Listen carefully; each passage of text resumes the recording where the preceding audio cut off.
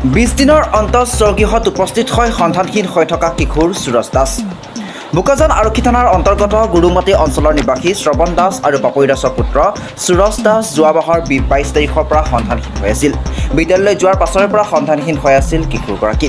কিশোৰগৰাকীৰ সন্ধানহীন হোৱা বাতৰি ৰিপৰ্টাৰ লাইভ অসমত প্ৰকাশ পোৱাৰ পাছৰে পৰাই বোকাজান আৰক্ষীৰ লগতে বিভিন্নজন শুভাকাংক্ষী আৰু পৰিয়ালৰ লোকে বিভিন্ন ঠাইত অনুসন্ধান চলাইছিল যদিও কিশোৰগৰাকীৰ কোনো ধৰণৰ সন্ধান উলিয়াবলৈ সক্ষম হোৱা নাছিল।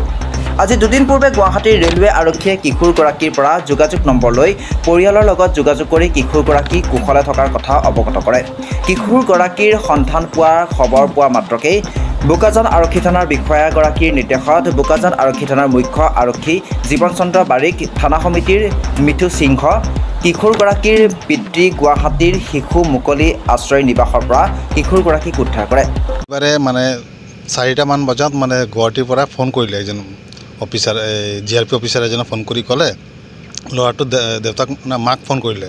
তো ফোন কৰি কৈছে মানে বাচ্চাটোৰ নামটো সুধিলে, মাটোৰ নাম সুধিছে যে আপোনাৰ এনেকুৱা বাচ্চা হেৰালে নেকি? কৈছে হয় হেৰাল। আমাৰ আণ্ডাৰত আছে, আপোনালোকে সোমবাৰে আহিব, বাচ্চাটো ভালেই আছে। তেতিয়া মোক ফোন কৰিলে তাৰ মায়ে, ফোন কৰি ক'লে যে এনেকুৱা। মই লগে লগে আমাৰ ছাৰক, অচি ছাৰক যোগাযোগ কৰিলোঁ, কৰি সুধিলোঁ যে এনেকুৱা কাহিনী, বাচ্চাটো পোৱা গৈছে। পিছত ছাৰেও যোগাযোগ কৰিলে, যোগাযোগ কৰাৰ পাছত আজি ৰাতিপুৱা আমাক পঠালে। মই গ'লোঁ, ল'ৰাটোৰ দেউতা গৈছে, মামাও গৈছে, আমাৰ থানাৰ মেজৰ গৈছে। আমি গৈ পেলাই তেতিয়া মানে বাচ্চাটো আনিলোঁ। আৰু মতে মানে ঘৰৰ পৰা ওলাওঁতে স্কুলত গৈ আছিলে, তেতিয়া কোনোবা এজন মানুহ বোলে তাক লগ পাইছে, লগ পাই বোলে তাক বোলে কিবা কিবি কৈ পেলাই তাক মানে ট্ৰেইনত উঠাই লৈ গ'ল, গৈ পেলাই গুৱাহাটীত তাক এৰি দিলে বোলে।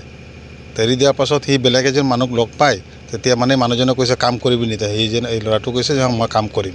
তেতিয়া তাই বোলে হোটেলত কাম কৰি আছিলে। তাৰপিছত হোটেলৰ পৰা সি কাম কৰি শনিবাৰ দিনা সি আকৌ ওলাই আহিলে যেন ঘৰত আহি যাম বুলি। তাৰ মনত কেনেকুৱা লাগিছে মই ঘৰত গুচি যাম। নাই, এইটো সন্দেহ হোৱা নাই। মানে সি কৈছে কোনোবা এজনে মানে তাক মাতি পেলাই লৈ গৈছে, কিন্তু তাত গুৱাহাটীত এৰি দিছে। তো তেনেকুৱা সন্দেহ নাই। কিন্তু GRPয়ে পালে, GRP পোৱাৰ পিছত মানে যোগাযোগ কৰিলে তাৰ মাৰ লগত, তেতিয়া আমি গ'লোঁ। আৰু কিশোৰগৰাকীৰ পিতৃয়ে উল্লেখ কৰে যে তেখেতৰ পুত্ৰ বিদ্যালয়ৰ পৰা ট্ৰেইনেৰে প্ৰথম অৱস্থাত ডিমাপুৰ যোৱাৰ পাছতেই কোনো এজন অজ্ঞাত ব্যক্তিয়ে গুৱাহাটীলৈ নি তাতেই কিশোৰগৰাকীক এৰি দিয়ে। কেইবাদিনো ধৰি সুৰজ দাসে এখন হোটেলত কাম কৰিব লগা হৈছিল। পৰৱৰ্তী সময়ত ৰেলৱে আৰক্ষীয়ে কিশোৰগৰাকীৰ পৰা পৰিয়ালৰ সম্ভেদ উলিয়াই পৰিয়ালৰ লগত যোগাযোগ কৰি কিশোৰগৰাকীক নিজ পিতৃ মাতৃৰ হাতত গতাই দিয়ে। বোকাজানৰ পৰা ত্ৰিদীপ গগৈ ৰিপৰ্টাৰ লাইভ অসম।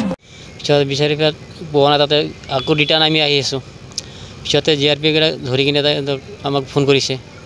পিছত খবৰ পাই কিনে আমি তাতে যোগাযোগ গ'লোঁ। আজিলৈকে 20 দিন হৈ গ'ল। 20 দিন হৈ গ'ল। কি কৈছিলে তাক? কিবা সুধি কি গম পালে? কেনেকৈ ইয়াৰ পৰা গুচি গ'ল? সিটো কোৱা মতে কৈ আছে ইয়াৰ পৰা অকলে গুচি গ'ল। ডিমাপুৰৰ পৰা কোনোবাক লগ পাইছে, তাৰ পৰা তাতে গ'ল। কিমান বছৰ? 12 বছৰ বয়স। ক'ত পঢ়ি আছিলে? 7 বিবেকানন্দ হাইস্কুলত।